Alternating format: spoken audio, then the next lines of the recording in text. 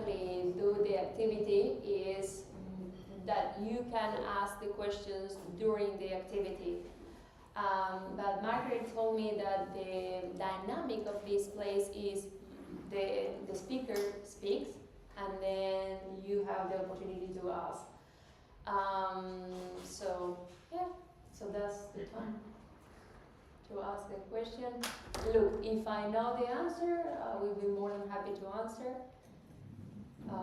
about metaphysics, about what we talk. Yes. Thank you for asking. Thank you. It's really very interesting and challenging to all of us, I think, compared to normal positive thinking kind of talks. My thought was you got us to practice very strongly saying what we don't want. You have no power, etc., etc. But you also said that we have to take action, otherwise it probably won't happen, which is what a lot of others miss out. Can you talk about the metaphysical and physical aspects of that? Sorry, what's the question? The link between the metaphysical force that we use to say we don't want this thing, it has no power over us. Sorry for interrupt, but are we doing this as an activity or just free? So we can use the phones and drink and everything now? We can put the boundaries back in the space. Just a friendly reminder, we ask people to not use their phones and to respect the boundaries that were asked of no water, no food. I think there were some people who came who weren't at the beginning who joined us in. So just a nice little refresher. Sorry, can you ask it again? Okay. We practice saying strongly what we don't want. This has no power over us. But you also mentioned the 4 quadrants that we have to take action after we've done the thoughts, feelings, words, and action. So what is the link between, for you, the metaphysical and what we were saying and having to take action? Perfect. So the action is already involved in not accepting. So, and this is why I said it's not just the word you have no power, it's your attitude, your behavior. Sometimes we need to say, no, this, I don't accept it. But most of the time, you don't have to really say it. You think, you feel that that's not what you want, and then you just, with your action, your behavior, you just express that you don't want it. And then you are saying you have no power. So for example, let's do this in an example. I'm driving, and the car in front of me is doing something inappropriate, let's say. And what I do is so put my lights on to tell the person what you did was inappropriate. So the person take his finger from the window, you know which finger, and showing me that. So what do I do with that? So that's my action. I can give power to that finger. It's just a finger. I say, oh, this person is insulting me after what the person has done. How can possible this person? And then I get involved emotionally. In the action, it's just a finger. Some people say hi with the hand. Some other people say other things. Yeah. Any other questions?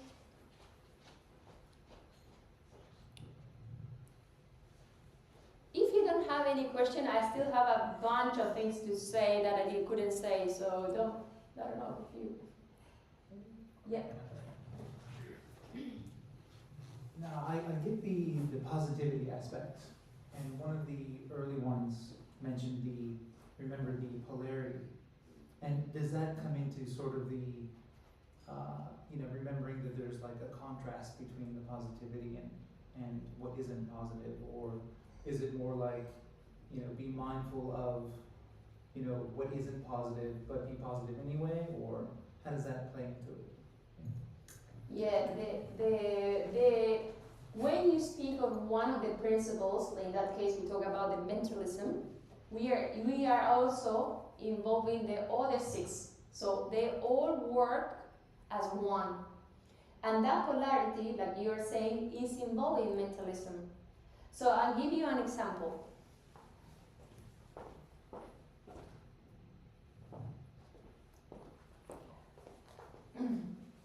What do you see here? A glass. Glass half empty. Ah, you got it? Okay. You said half. More empty, it's more empty than full. Okay, more empty than full. What about if I say it's completely full? Part of liquid, part of gas.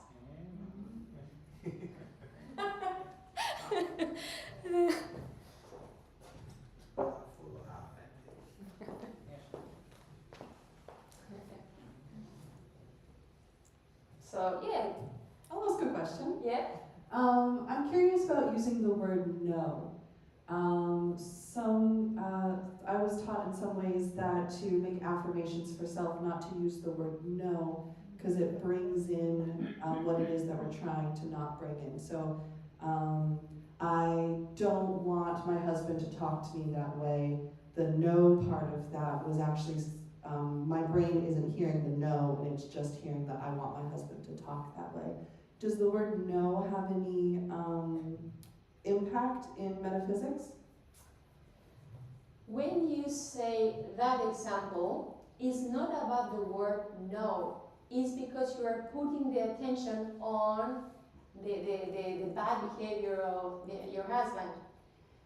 So the word no exists. And because it exists, we can use it. And this is what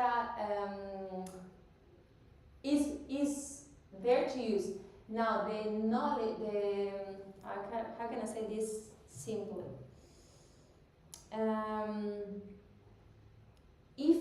If you don't say no, things will go over you. For example, physical example. If I don't have a shower, if I have a shower, it's because I'm saying no to dirt, exactly. So I don't want dirt. You need to say no.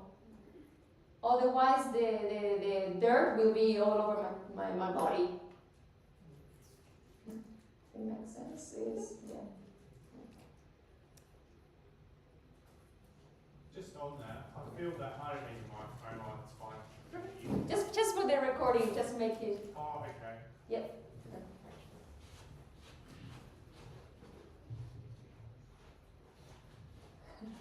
Do you think that we have issues saying no? I find that some people can almost feel offended by hearing that word. This has just been my experience. Sorry, what word? No. So the people feel offended? I feel it's becoming, for me personally, a harder word to say because I feel we don't use it enough. Or it's misinterpreted as in it's negative, as in it's just saying no. Okay, that's I'm not sure if anyone else can relate. that's a lot. It's a connotation of the word, and we have an example here. Someone was writing during the activity, and as I explained, it's not my. Oh no, Noemi doesn't want people to write on the activity. What I said is, if you write, you are dividing your attention.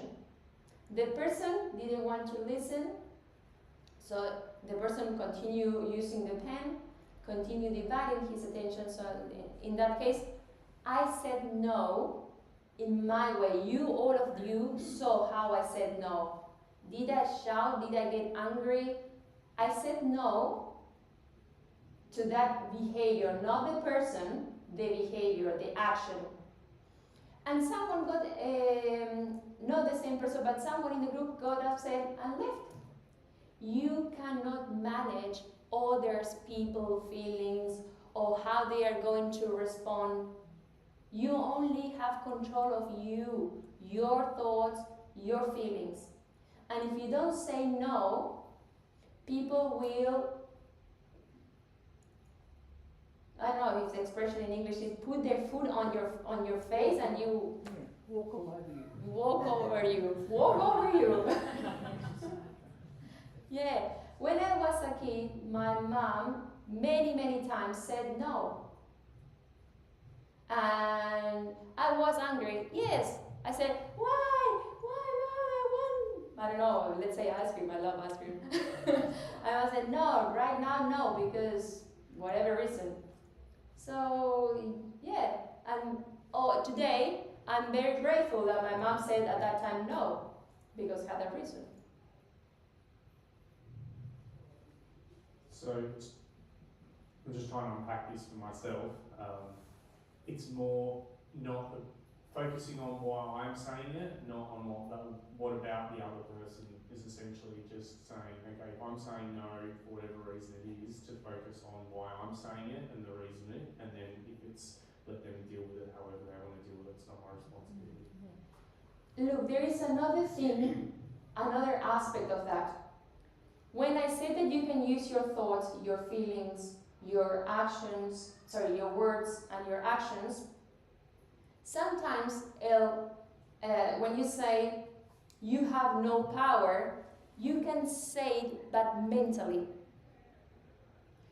But what happened there? You are just to yourself, oh, you have no power over me, you have no power over me. But what happened with the other person? The other person doesn't know that they are negative. And then you have the chance to say aloud why the other person is not embarrassed or to say something negative. So you have the same right to speak to that person. I have another example. I was at work and I had a boss. I don't know if some of you has a boss. And my boss was talking about something negative. So if someone doesn't come, think that they had an accident. I could say to myself, I don't accept it because it's something. Do you think it's positive or negative? You will have an accident. Do you think it's positive or negative? Negative. So you are projecting your energy, because your thoughts is energy, to that person that may have an accident. And that energy will come to you, and then the first person who has an accident will be you. So I could say, no, it's my boss, it's like, in front of all the employees. But I was there thinking, he has more employees. And everything he says to me, and this group, he says to everybody. So imagine all those people thinking the same thing. And I said, look, no. And I explained what I'm saying to you right now. If you think that the person will have an accident, first, you are sending negative thoughts. And that energy will come to you.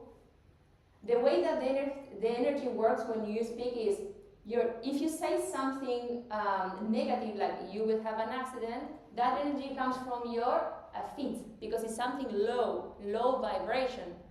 That energy goes to that person, and then, do whatever the person do. If the person is protected, wonderful, but if he's not protected, he might have an accident. Now, that energy comes back to you. That's the law of cause and effect. And energy comes through your head here and push you down. So then you had an accident, and you said, but I don't know why this happened. It's because you talk about that. Now, the other way is when you say something positive. Let's say you are thinking of someone who is ill. And instead of thinking, this person is ill, you're going to say, I bless your health. That energy comes through you again, goes from your head because it's something positive. So go through your head, go to the person, who you are thinking of, and that energy, if the person is receptive, might receive that energy, and if not, the energy will come back again, multiply, and then push you through your feet and lift you up. And then you say, that's fantastic. I have a discount, or today I feel wonderful. I wonder why. Well, that's what you did. Thank you.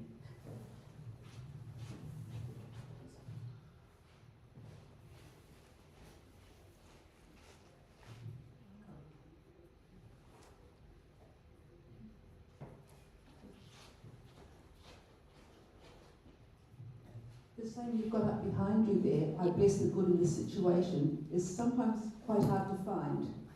And I want to see it as a really, really good addition to that. So I do like to believe that there is good in everything, whether it's a lesson or what might happen if things keep going this way with something bad. But sometimes we just have to trust on that there is good, and even if we don't see it, even though we want to, trust that it's there. Even if you don't see it. And is sometimes this is a decree that if you say it once, it works. But some other times, we didn't get to that point of the activity. But sometimes there are things that very, very deep in your unconscious that you need a lot of work, and you need repetition and repetition. And the situation will come up again, and then you need to say again. First, reject. Imagine like this. You are not going to wear, I bought this for this activity, by the way. So, I bought this, and I put this new thing on. But first, before I put this new thing on, what do I need to do? Maybe I'm, I don't know, to... Cut the tags? No. So before wearing, okay, before that, let's say, Buy it. But yeah, I bought it already. Yes. Do you wash it? What? Wash this or myself? Exactly. I cannot wear this thing new if I'm all dirty after a whole day working. So I washed this morning. I had a nice hot shower, and then I put this my clothes on. So when you want to see the blessing, or when you want to see the good, first reject. First say this, no anymore. Stop. You have no power. And I put the four sentences so you can use the one that you resonate. Because at the end of the day, the energy is when you say this, you have no power, and then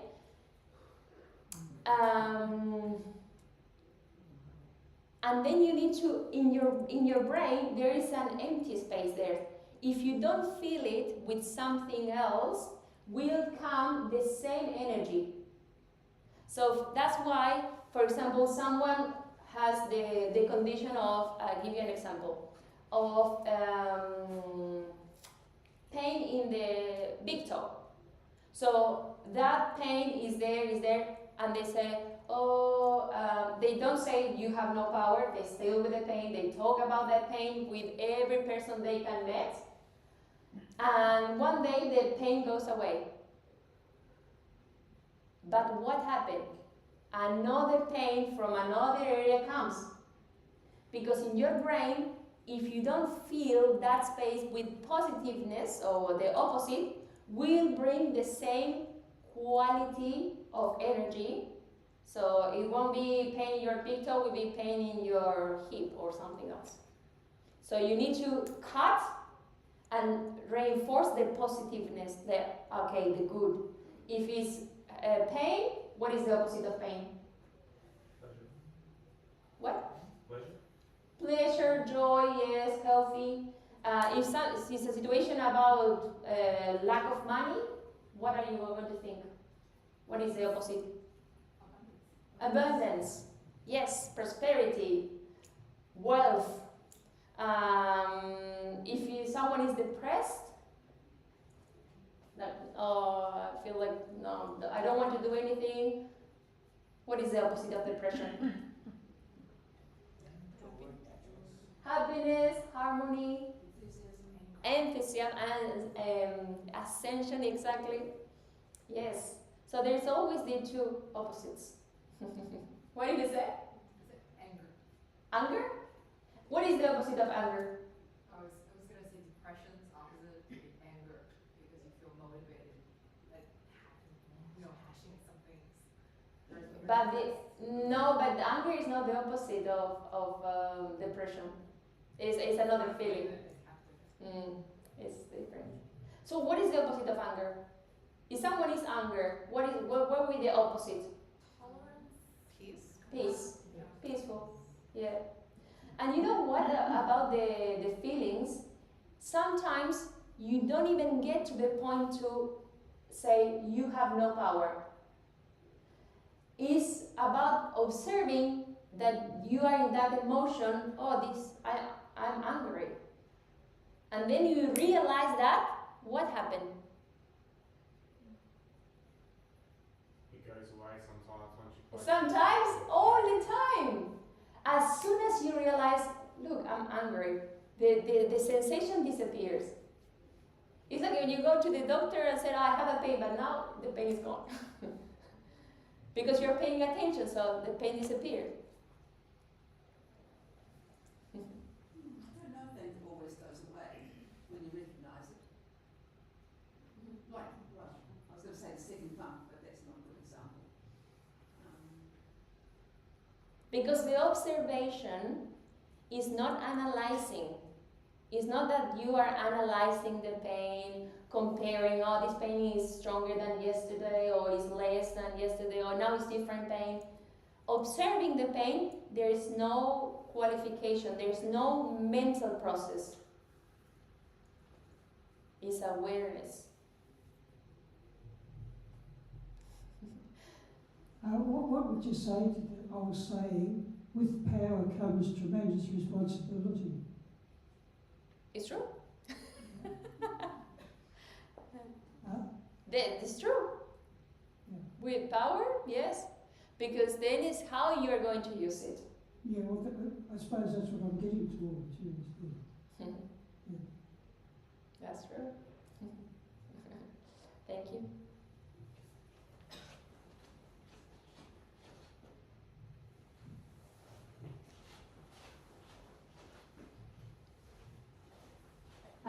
If I'm focusing on self-empowerment, why would I then make a claim, you have no power over me? What would that purpose would that serve?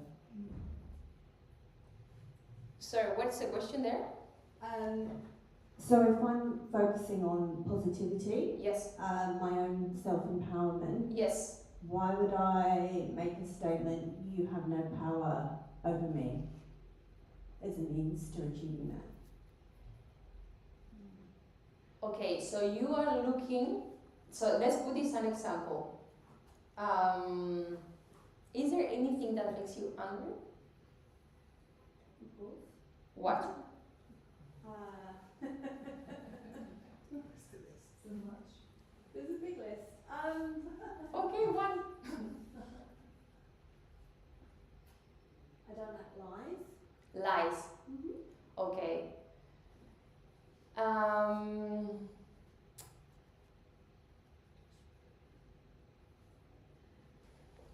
So, what is the opposite of lie? Truth, exactly. So if you are truthful and you don't lie, you can use this is a mantle of the truth of Pallas Athenea or Athena. Every time you are talking with a person and you don't trust with the person, you say, I involve this situation or I involve this person with this mantle of truth and I want to see it. Truth is the only thing that exists. Lies, like everyone knows, one day you discover the lie. The lies don't last forever. Now, why are you angry? So when someone lies, and this is what, and this is why it's about you. It's always about looking yourself. I know this person is lying to me, but why this makes me angry? So is that because I resonate with that and I don't see it? This is in this sentence what Paul says about Peter. It says more about Paul than Peter.